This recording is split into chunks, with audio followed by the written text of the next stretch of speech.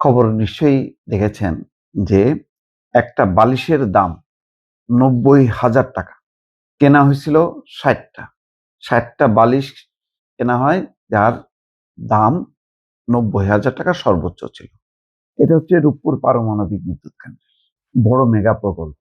যে এই প্রকল্পটি আগামী কিছুদিনের মধ্যে ২ থেকে ৩ মাসের মধ্যে বিদ্যুৎ উৎপাদিত হবে এবং আমাদের বিদ্যুৎ সংকট মোকাবেলায় ভূমিকা রাখবে। সব সত্য।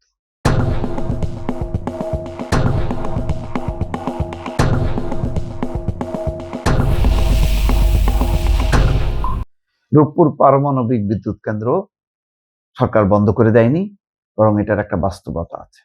যেমন বাস্তবতা আছে পদ্মা সেতু, যেমন বাস্তবতা আছে মেট্রো রেল, এক্সপ্রেসওয়ে, সবকিছুই বাস্তবতা।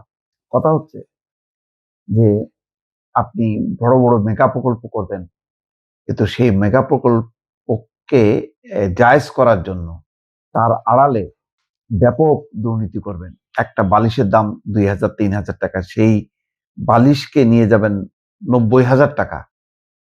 এটা কি সঠিক? আপনি যে প্রকল্প ১,০০,০০,০০,০০,০০০ টাকায় শেষ করা যায়, সেই প্রকল্প আপনি ৫,০০,০০,০০,০০০ টাকায় শেষ করতেছেন। এই বিশাল ব্যয়, এর ভার কার উপর? জনগণের উপর। আওয়ামী লীগ আমলে নিঃসন্দেহে বড় বড় প্রকল্প হয়েছে, রাস্তাঘাট সবকিছু হয়েছে।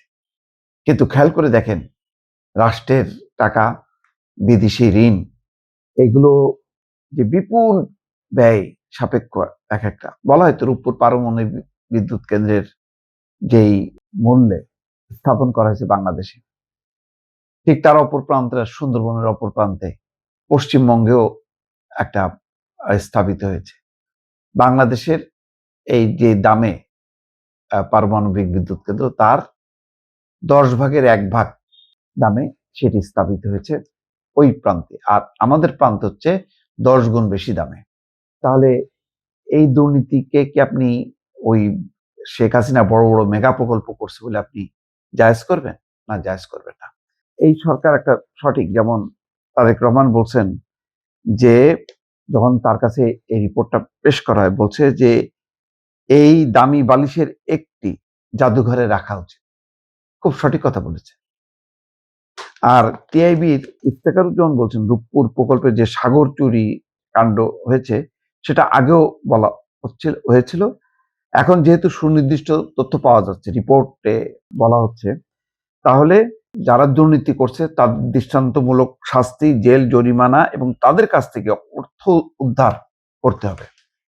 মানে বললেই হবে না যে একটা দুর্নীতি তদন্ত রিপোর্ট করে ছেড়ে দিল, বাস, তা না। ব্যবস্থা নিতে হবে, সেই টাকা উদ্ধার করতে হবে।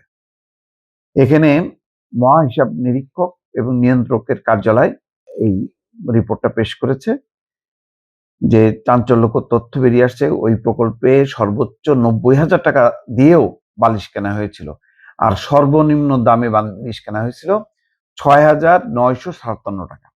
সর্বনিম্ন ছিল ৬,০০০ আর প্রায় ৭,০০০, আর সর্বোচ্চ ছিল ৯০,০০০। কল্পনা করেন, সর্বনিম্ন যেইটা সেটাও অবাস্তব। মানে একটা বালিশের দাম কত হইতে পারে? ১,০০০, ১,৫০০, ২,০০০, ৩,০০০ই হইল।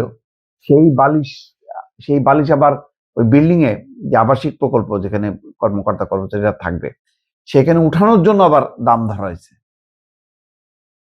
চিন্তা করেন, বালিশ হাতে করে নিয়ে উঠা যায়, হালকা জিনিস, সেই বালিশ উপরে উঠাবে, সেই জন্য একটা আলাদা আবার ব্যয়বহুল খাত ধরা হয়েছে।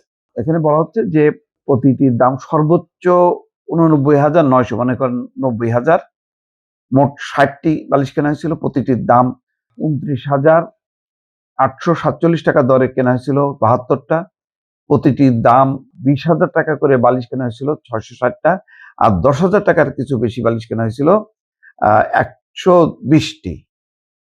তো রূপপুর অনিয়ম তদন্তে সিএজির দপ্তর বলেছে রূপপুর প্রকল্পে ২০টি ভবন তৈরিতে নানা অনিয়মের মাধ্যমে প্রায় ২০০, মানে যে ২০টা ভবন নির্মাণ করা হয়েছে সেখানে ২৯৫ কোটি টাকা লুটপাট হয়েছে।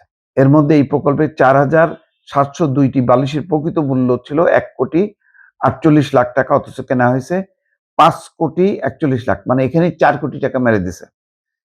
অতিরিক্ত দামে বালিশ কিনতে গিয়ে সরকার ৩,৯২,০০,০০০ টাকা মানে প্রায় ৪ কোটি টাকা লস হয়েছে। এই হচ্ছে অবস্থা। এখন মেগা প্রকল্প নিয়ে অনেকে বলেন যে শেখ হাসিনার আমলে এই পদ্মা হয়েছে, এই যে এলিভেটেড এক্সপ্রেসওয়ে হয়েছে, মেট্রো রেল হয়েছে, কিন্তু কত দামে হয়েছে? আপনি অতিরিক্ত দামে একটা জিনিস যদি আপনি নির্মাণ করেন, সেটা কি উল্টা অলাভজনক প্রকল্প না? যে মেট্রো রেল ধরেন আগামী ২০ বছরের লোন শোধ করতে পারতো, অতিরিক্ত দামে স্থাপন করার জন্য সেটা ২০ বছরের জায়গায় সেটা আপনার লাগবে ধরেন ৩০ বছর। তার মানে অতিরিক্ত আরো ১০ বছর আপনাকে ঋণ শোধ করে যেতে হবে। আপনার মেগা প্রকল্প যেমন দরকার, তেমনি সেটার যাতে দুর্নীতিমুক্তভাবে সঠিক দামে স্থাপিত হয়, সেটাকে নিশ্চিত করা উচিত না? সেই কাজটা হয়েছে কখনো আওয়ামী লীগ আমলে?